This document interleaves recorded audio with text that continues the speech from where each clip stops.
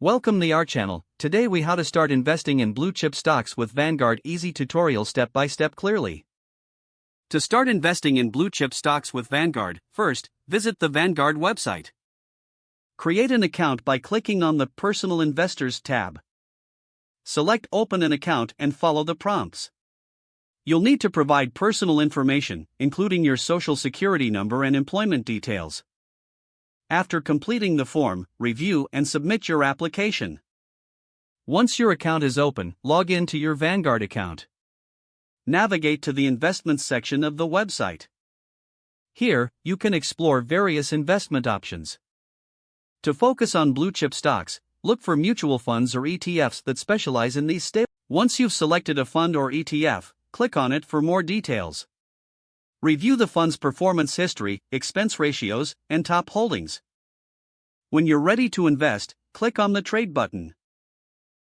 Enter the amount you wish to invest or the number of shares you want to purchase.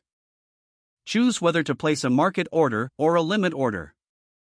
Confirm your transaction details before finalizing your investment.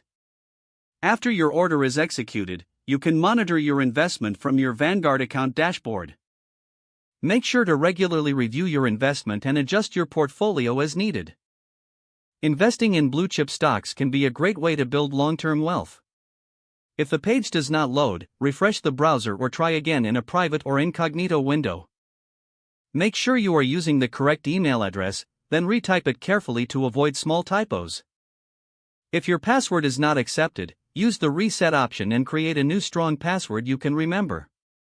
Check your spam folder for verification or security emails, then complete any requested confirmation steps. Enable two-factor authentication if available to improve account security and reduce unauthorized access risk. After signing in, review your profile details so your contact information and settings are accurate and current. If you see an error message, note it down and try again after restarting your device and internet connection. Log out when you finish, especially on shared devices, to keep your account and payment information secure. If the page does not load, refresh the browser or try again in a private or incognito window. Make sure you are using the correct email address, then retype it carefully to avoid small typos.